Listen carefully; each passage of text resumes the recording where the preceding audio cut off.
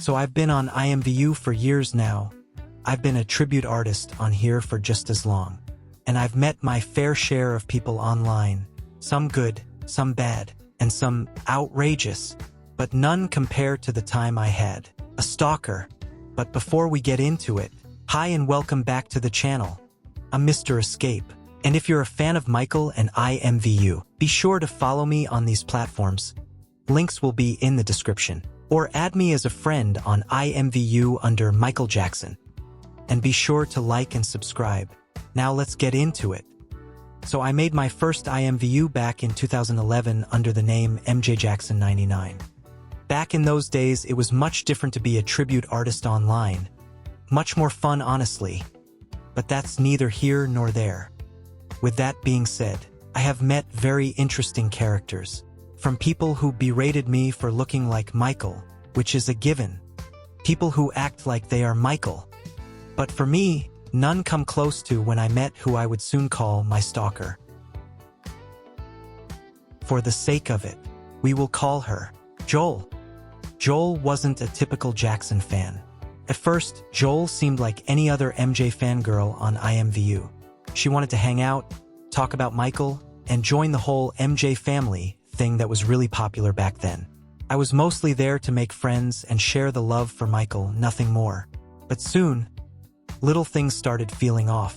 Joel started calling me Michael. Now, my avatar looked like him, and my username was MichaelJackson99, so at first it made sense. But she'd keep calling me Michael, even after hearing my real name from my friends. Eventually, I had to say something. I told her, "Hey, you know you don't have to call me Michael, right?" And she goes, "It's okay. I know your secret." I'm like, "What secret?" Then she hits me with, "I know you're really Michael." At first, I thought she was joking, but nope. The more she talked, the more I realized she was dead serious. You see, Joel was what we call a believer, a subgroup of MJ fans who believe Michael never died in 2009 and that he's still alive, living in secret somewhere. They look for clues in his music videos, lyrics, interviews, and even memorial events, all trying to prove that he faked his death. Now, Joel never said she was one, but it was obvious. She would cry over him being in hiding, yet talk about how she knew he was still alive. It didn't make sense, and honestly, it got kind of disturbing. I started pulling back, stopped talking to her as much, but Joel didn't take the hint. She started showing up everywhere I went on IMVU. If Joel was online, I'd just log off. Then came the moment that sealed the deal. One day, I was hanging out in a virtual room with two other MJ lookalikes. There was this glass casket in the middle, kind of like a decoration. I stepped away from the computer for a minute, came back, and somehow my avatar had glitched inside the casket. Chances are I clicked the spot and didn't realize. Joel would show up there and was freaking out. She was crying, begging me to wake up, even kissing my avatar trying to revive me. At least, I hope that's what she was doing. I jumped back in like, "Joel, what are you doing?" My friends were just staring, completely confused. She said she had a panic attack because she thought I was dead. That's when I had to explain everything to my friends, that she genuinely thought I was the real Michael Jackson. They laughed at first, until they realized she wasn't joking. Then it got real quiet.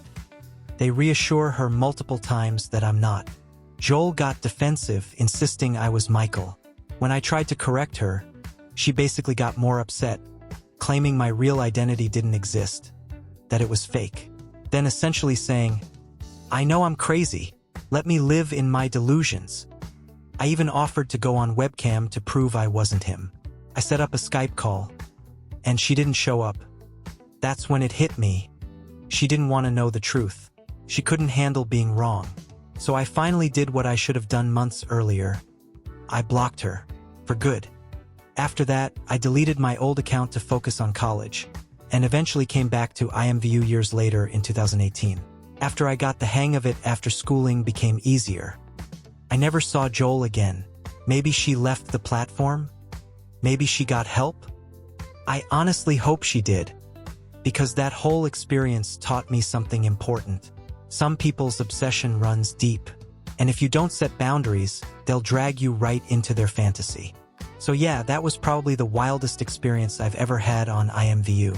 It showed me how important it is to protect your peace and not let anyone blur the line between fandom and reality. Anyway, thank you all so much for watching. If you enjoyed the story, hit that like button, drop a comment about your craziest IMVU encounter, and don't forget to subscribe for more MJ stories and tribute content. I'm Mr. Escape. Stay safe, stay kind, and I'll see you in the next one.